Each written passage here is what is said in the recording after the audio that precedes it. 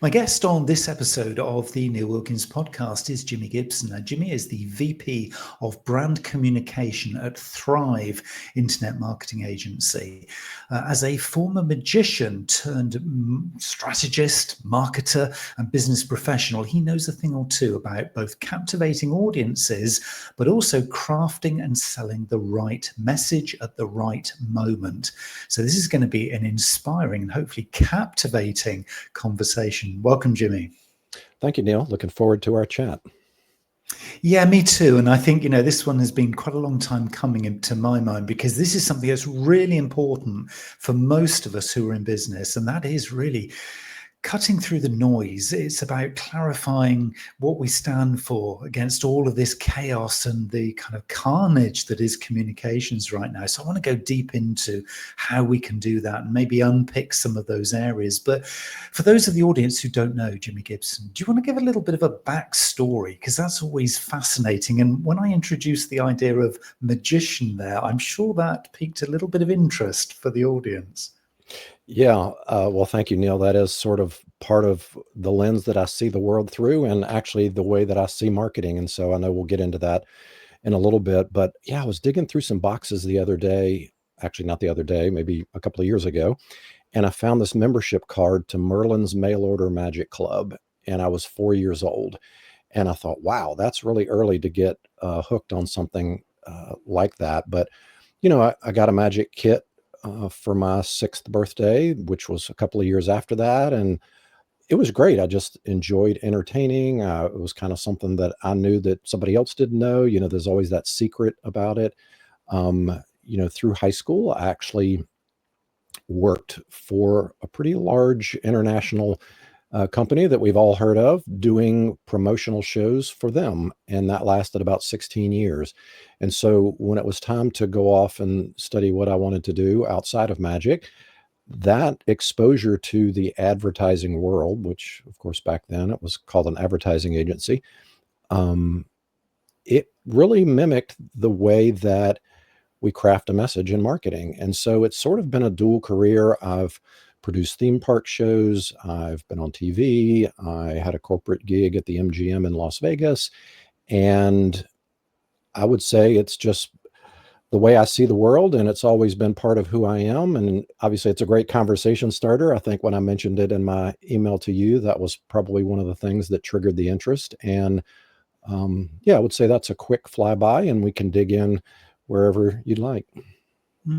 So I've got 1,000 questions for you, Jimi, but the first one was what you just said there, which was it really stood out to me, was this idea of I know something you don't, or I know something the audience doesn't.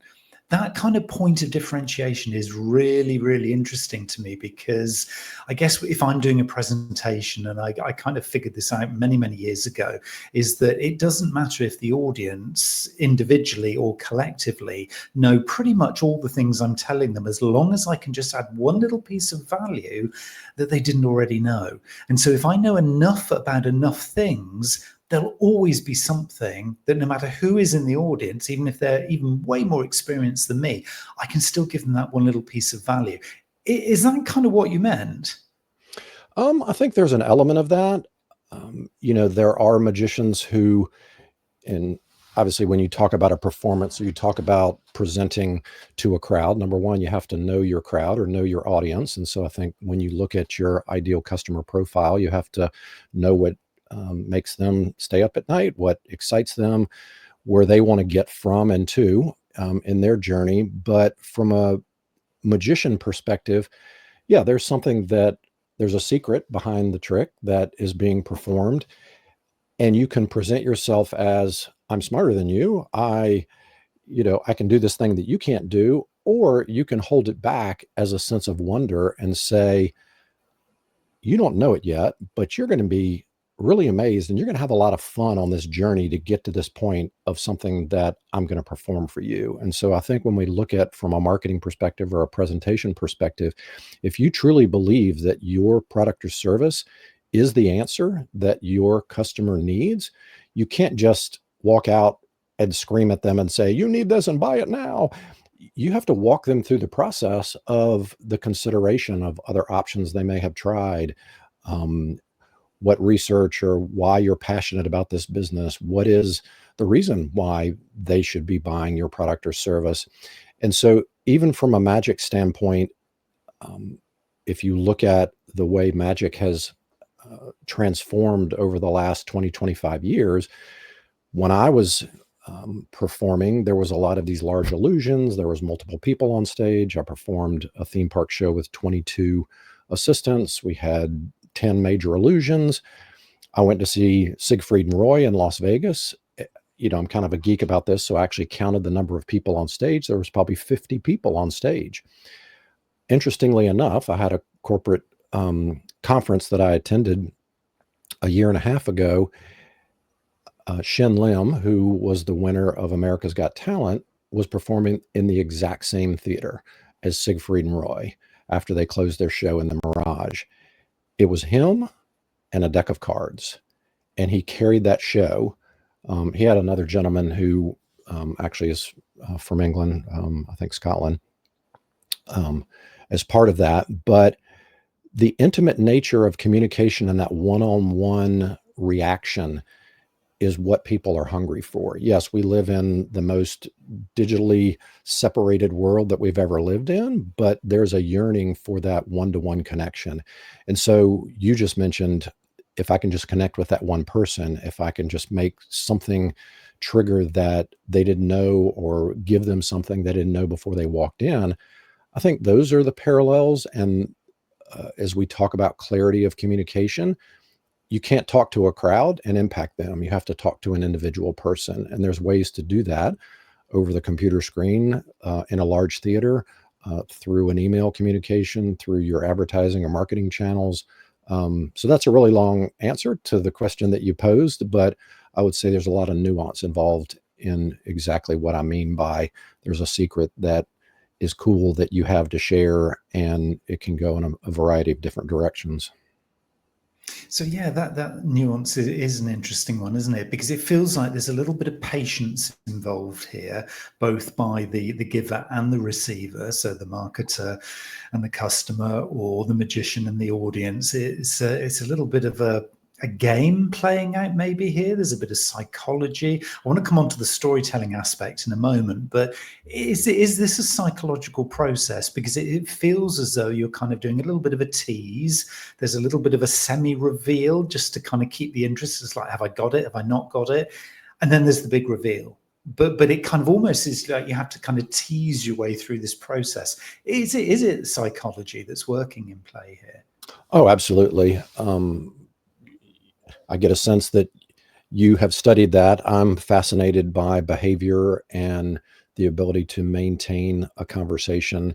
Again, knowing your audience, we've all take personality profiles. There's certain people that you need to cut to the chase and you need to get to the point quickly. There's others that are more outgoing and you can tailor your presentation. So I think you have to be aware of the different ways that people want to receive information, but we're all wired the same. Story is a part of that. And I think what we've lost in marketing is that ability to up the ante, increase curiosity, have them sort of sitting on the edge of their seat. That's a theatrical term. Well, it is what it is.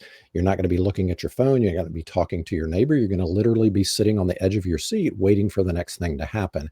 And that is a little bit of a dance. You have to understand giving them enough to keep them interested, but not making it obtuse to the point where they're like, I have no idea what's going on. I'm just going to tune out. And then there's another factor called cognitive load.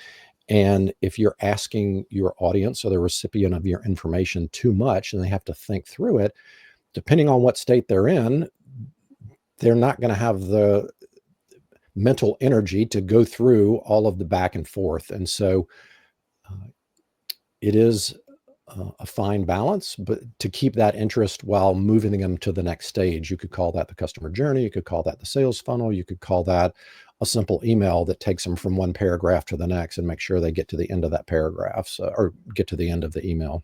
So. It's kind of complex and simple in equal measure, isn't it, really? I mean, it depends which way you kind of, sit with this, because in essence, what we're talking about here is something so beautifully simple. It's just, well, it's so obvious. And yet, when you try and do this in practice, and I'm sure a lot of people are listening and watching this and thinking, well, okay, it's all very well for you, Jimmy and Neil, to be saying this, but I've got a very technical, complex product that I need to Right. be conveying to my customer, or our service is really multifaceted. There's so many strands to it. I can't simply, tell stories and go on this psychological dance that you're talking about. I've just got to get to the sheer facts of it, but actually it's not working. I mean, how do we kind of sort of deal with that when we're kind of either trying to convince a client to come on board, or talk to maybe the management team who are very maybe entrenched in the old way of doing it, which is very much selling features and benefits. And then we come along and say, well, actually, that doesn't really work because of the, as you say, that complexity and almost that need to get away from just kind of, well, losing it because it becomes either irrelevant as part of the storytelling, or you feel like you're being sold to, which nobody wants. It's a tricky one, isn't it? It is. And we have a very smart group of consumers out there, and they are able to see through some of the tricks of the trade, if I can coin a phrase there. And it is hard to unwind some of the behaviors that we've become used to, especially in a multi-generational world with people on the inside and then people who are trying to understand what it is that you do on the outside.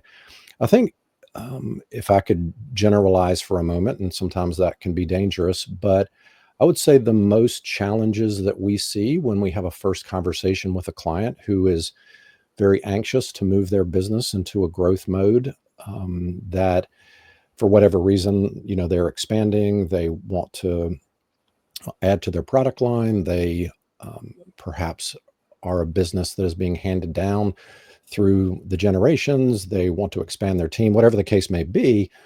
What we often see is that it's all about me scenario. We're so entrenched with the language of our product or service. We're so entrenched in knowing everything about it that we think that the person on the receiving end of that needs to know all of that at once. And unfortunately, that's the biggest turnoff, because nobody buys for your reasons, they buy for their reasons. And so the more you know about your ideal customer, what they want, how they see the world, the more you're going to be able to flip that into a benefit-driven conversation instead of a features rich conversation. And so a lot of times we run into what we call the hippo factor, the highest paid person's opinion. And usually we can have a conversation about things that we've done for other similar clients. Often data is a great way to show, if we run an A/B test and we drive half the traffic to this type of landing page and we drive half the traffic to this type of landing page, we can let the data show that that engagement can win itself over. But the other thing that we have to get away from is all of this inside language, this jargon. We have to talk to people as if they were sitting across the table enjoying a cup of tea or a cup of coffee. And that takes a lot of undoing. And it's almost like giving them permission to not put on that marketing owner, got to be in the sales mode hat, and gives them the permission to be a real human being that understands and has empathy for the person sitting on the other side of that conversation. And it's almost a relief when they go, okay, well, I thought it was about all this other stuff. This is great. The use of metaphor can help in that conversation. If you have very technical or a very process-driven approach, find some story or metaphor that explains it in a different way. And you don't have to spend a bunch of money to go out. Just have your sales team or your customer service team start to infuse some of that in the language. And if you're in a face-to-face communication, you can see, did you understand that? Ask for feedback. Does that make sense to you? What did you get out of that presentation that I just gave. And you can start to refine that before you invest a lot of time, energy, and money. I mean, we're all having multiple conversations every day, and you can just sort of work some of these things in and get that immediate feedback. It feels then like it's less of a sort of a sales funnel. You used the phrase sales funnel earlier. Right. If it feels like it's less of a sales funnel kind of approach where, the relationship is very much salesperson and buyer, whatever sector you're in, product or service, or Right. business to consumer, business to business, doesn't really matter. It's still that same thing. And it's very transactional. This feels very much more like it's a partnership, a true partnership in terms of the conversation. Because then it's like, yeah, I've got some value that I want to share. You need some value on your side. If we do have a transaction or agree to do business, then value will be traded. So you might pay me some money, etc., etc. But it feels more partnership where there's a real fundamental understanding that both sides win. So this is less about sales and more about a partnership kind of relationship. Yeah, I think we've all heard stories of businesses that have a group of clients and they may have a code word in the office that this client is very hard to deal with. The personality is a mismatch. They're very demanding. And so there's a lot that goes into that. If you are not being authentic, if you are not stewarding a business's resources, whether that's time, energy, funds, whatever that might be, and if you're not open enough to be part of that really sticky relationship with a client, you're going to attract people who have unrealistic expectations. They are going to, we call them the bully clients. They're going to take as much as they possibly can for, the time and energy that you're giving. And those just aren't good relationships. And what that does is that actually takes up time and energy that you could be working with someone where there is a deeper relationship, where you understand them intrinsically. You have a vested interest in making that business succeed because of all the reasons why you would want to partner with a company. It helps their business out. It helps your business out. The total customer value or the tenure of the client will increase. And that's, we believe that that's the best way to engage in a transaction, because we think about every dollar that we spend or every hour that we spend as an investment that can return multiples of that or can basically be burned up and thrown away. And so I think once you get your mindset around that, the relationship and the approach that you take and your forethought about strategic planning, who you put on the team, how you interact, completely flips. And it's just a much healthier and more fun way to do business, for sure. It feels it, doesn't it? I think, that phrase that you used there was the vested interest, having a vested interest in, the other person or in the relationship or in their business. And it feels like you've got to actually feel this stuff. You can't pay sort of lip service to this. You can't say, oh, yes, I really value you as a customer, but actually all I really want is your business because I've got to hit my numbers this month. This feels like it is much more of an investment in energy, priorities, time. It's almost they become for you and you become for them a real stakeholder, because this could be a win-win, couldn't it, if you're looking at a longer term relationship? And this works B2B, B2C. I mean, this isn't just, trading at a high level B2B perspective. This is any kind of customers. You've got to really be in it for them, haven't you? Yeah. And even if it's a transactional relationship where they're walking up to a counter and buying a product and walking away, you still need to have that mindset, because the referral of that person and the experience they had with you is worth many, many, many, many more dollars than you can invest in an advertising campaign. Because as we know, referral relationships and someone coming in pre-sold, they walk up and they say, my friend told me that this was the best place to buy XYZ. Not only is that awesome, but it's a little bit of pressure to live up to that reputation, right? And so that's with great power comes great responsibility. We drive down a road in our business that we call the relationships and results road. And on one side is the relationship ditch, and on the other side is the results ditch. And if you kind of veer off the road and land in that relationships ditch, that means they love you.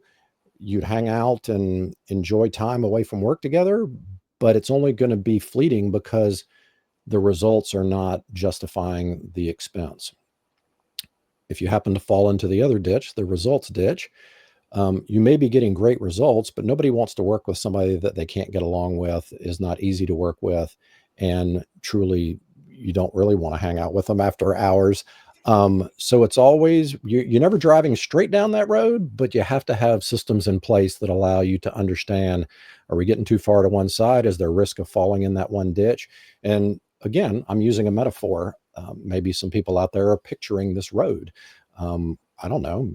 It's going to be different for everybody, but that's the way you need to think about your business, and then be able to relate your product or service to a similar type of metaphor or visual. The theater of the mind is a beautiful thing. And anytime you can take someone there, it gives them an opportunity to have a memory, a visual. I don't know why I got off on that track of the theater of the mind. We were talking about a transactional and how you make this a long-term relationship. So yeah, I would say keep on that road and just be careful where you are on that road, and you should be good. I'm a great one for these visual metaphors. It totally worked for me. And yes, I did picture that road. And I think it's just interesting, isn't it? When you think about the longevity then of that relationship, either transactional or it's a more consultative kind of service-based business that somebody might be in, is, I guess the question comes then, is it's kind of relatively, I say it's hard, but it's relatively, in relative terms, relatively easy to get that first piece of business. You might be there, they might be testing you out, they'll give you a small contract or a small piece of business, or they might make that initial investment in you and they sort of say, okay, we'll give you a go. You've convinced me, you've told me a good story, I think I'm going to get some value, so I'm going to kind of invest in you. But what we're talking about here is potentially a lifelong relationship, because that would be the ideal scenario. If you continue to give value, they continue to perceive that the value is coming in their direction, so life is good.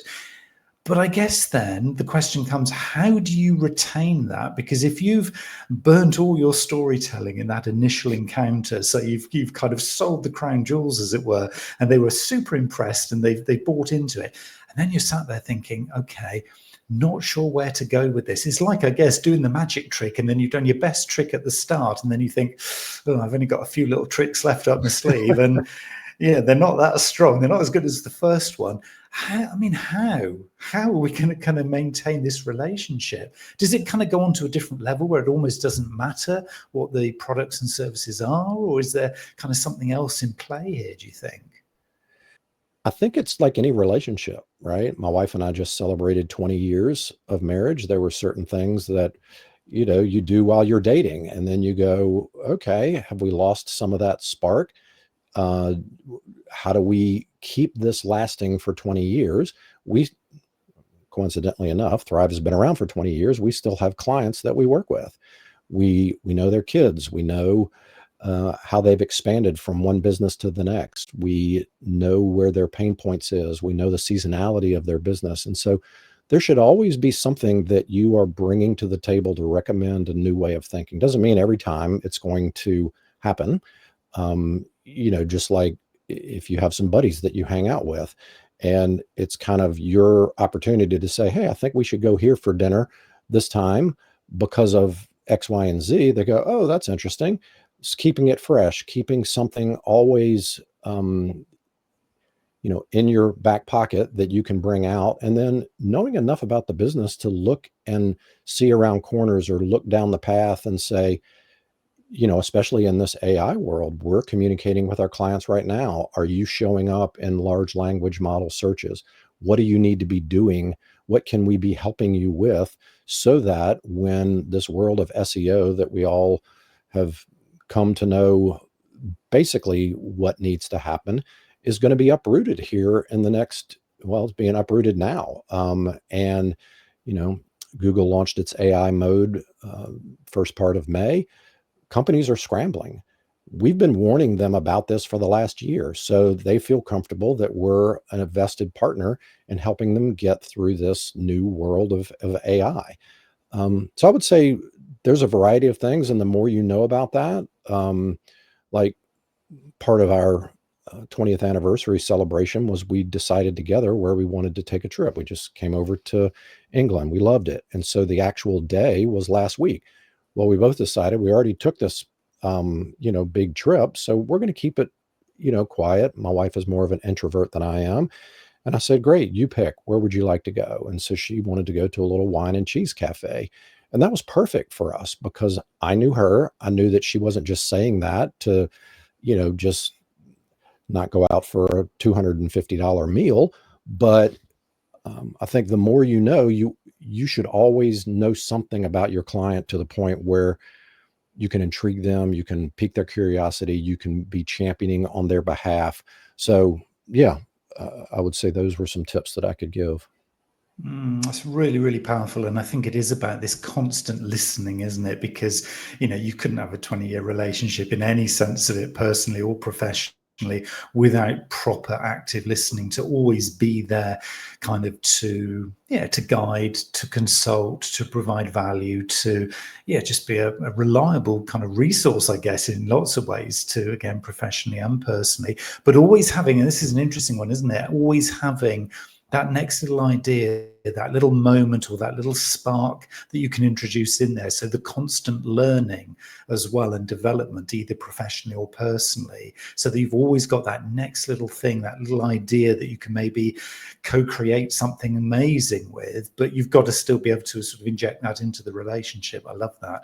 Absolutely love it. So a lot of the things we've talked about here then are very kind of human. They're very human centric, but you've touched here on AI, which obviously is rather less human and a lot more obviously machine learning. So we're talking about machine sort of communications here. How do you feel? I mean, this is probably a really difficult question because nobody will know the answer. So it's a rhetorical question, but how do you kind of feel this is going to change the shape of kind of marketing and communications for business? Because we're seeing potentially, AI talking to customers through content created in social media and on blogs and websites, etc.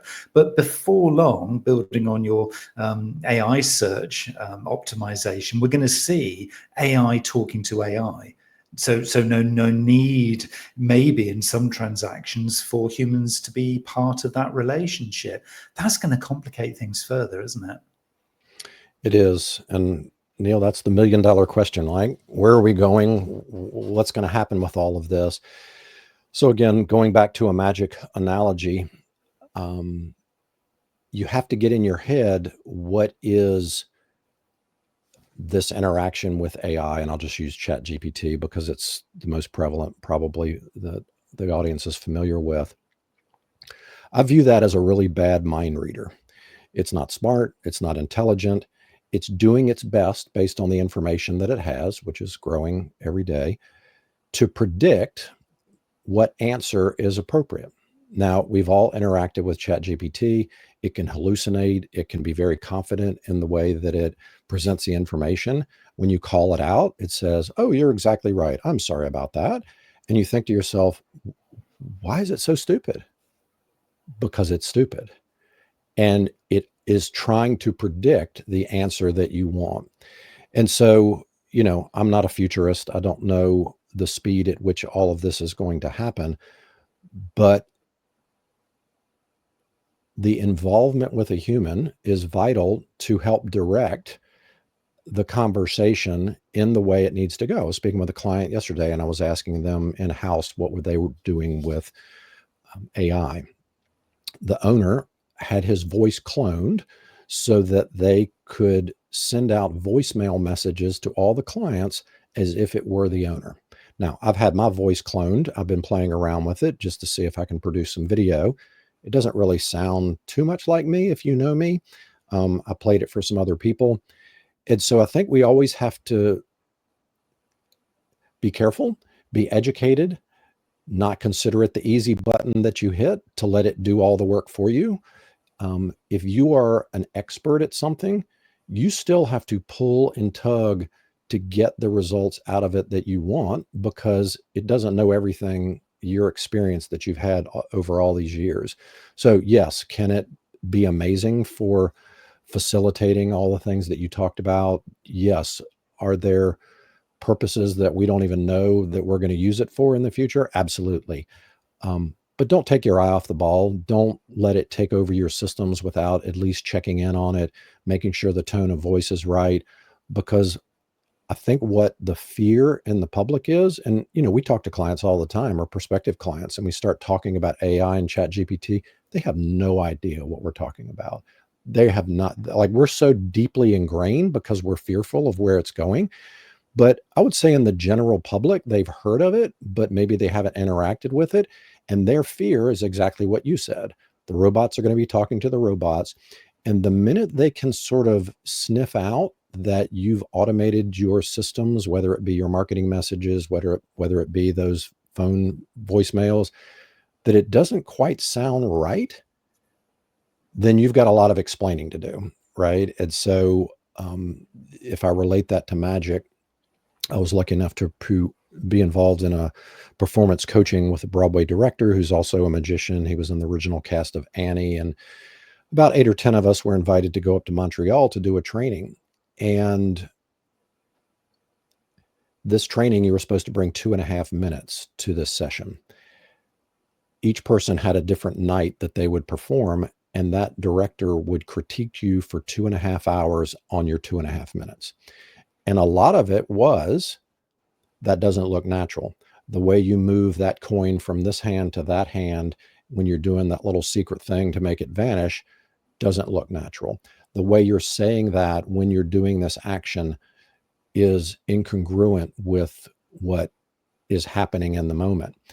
And so that 2.5 hours was spent making a magic trick. And sorry to bust it for your audience out there, magic is not real. There is manipulation, there is psychology, there is all sorts of physical adjustments with where your body is and where your hand is, to then in turn make it look like you're actually doing a magic trick.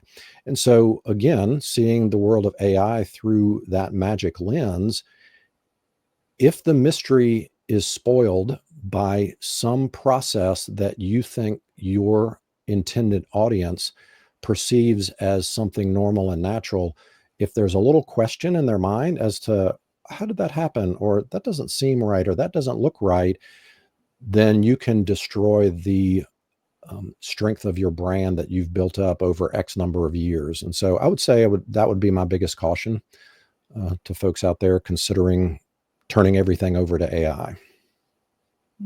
So I'm picking up a bit of a theme here, Jimmy. Is the theme to be forensic, to be successful? Because a lot of what we're talking about here, and again with the magic metaphor, is that, I mean, that is forensic detail. I mean, to turn a 2.5 minute performance into 2.5 hour critique, that is absolutely the definition of forensic.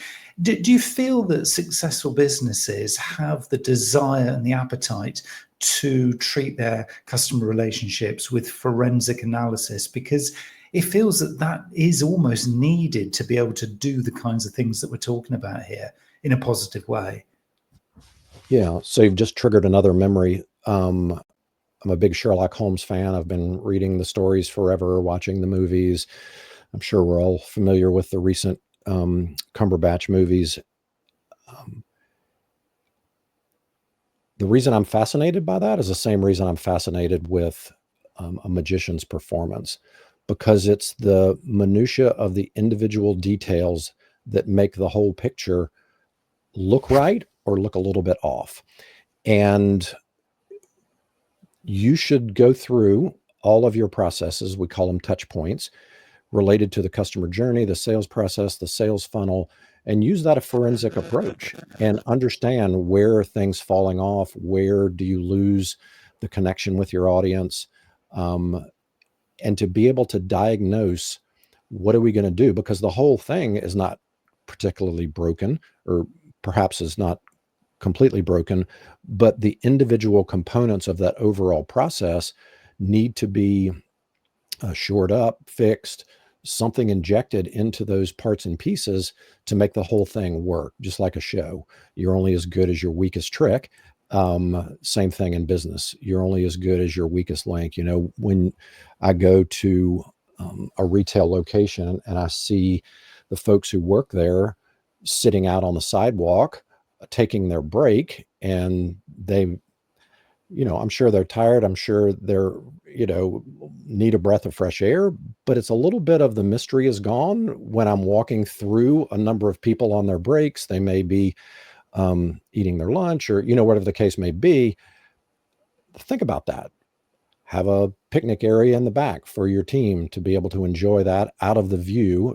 Disney is the master of that, and everything is underground because you don't want to see, you don't want to spoil the magic of the experience that you have within one of their parks. So yeah, I would say sit down with your team, talk to your frontline folks, have them know that you're very interested. We've seen Undercover Boss. That used to be a huge series in the US. It's the same kind of thing, right? We call them blind spots. When you don't know something is causing a problem, how are you going to fix it? Well, it takes that forensic approach to look at every minute detail, and it can make a huge difference in your business. It's fascinating. And I think the more that, as you say, the more that the process map in that customer journey is plotted, the more gaps you're going to identify. And it's almost like the deeper you look, the more you realize you didn't know, or the more you realize you have to fix. This might not be good news for everybody, but it's good news in terms of actually identifying those improvement areas, which ultimately is the title of what we set this conversation out to be, which is how to stand out in a noisy world. Because until you know that, you can't then unpick that detail and solve things. Taking the bigger picture is great, but you have to get down and tactical to actually then start to put stuff into practice, don't you? I'm really keen to connect people with you, Jimmy, because I think, there's obviously a lot within that 175-step process you said that you have for critiquing a new client. I'm sure people would love to get into a conversation if they have this desire for forensics. How do people connect with you? Yeah, I'm pretty active on LinkedIn. I made a promise that I would post a video every day, Monday through Friday this year. I should have done the math on that, Neil. That's a lot of videos. But I do give some tips, and they can be helpful to folks. Connect with me on LinkedIn, DM me. I'm happy to chat if anybody wants to go deeper into any part of this conversation that we had or something else completely different. And then obviously, if you'd like to learn more about Thrive Agency, that's just thriveagency.com. We've got a wealth of information there. We do multiple blog posts. And I write an article on our blog every month with about a 20-minute video that breaks down some component of marketing or a related thing that I feel people need to know about. So I would say those are a couple of areas that folks could visit and to find out more about me and Thrive. Wonderful. And a final question, Jimmy, just before I let you go. Do you feel positive for the future? Oh my gosh. If I considered myself half glass empty or half glass full, my glass would be overflowing. I'm always optimistic about the future. And I think it's how we react to all these changes. There's nothing sure in life but change. And I just am excited about what's coming. So yes, absolutely. Wonderful. Jimi Gibson, thank you so much for coming on the show today. Thanks, Neil. Enjoyed it.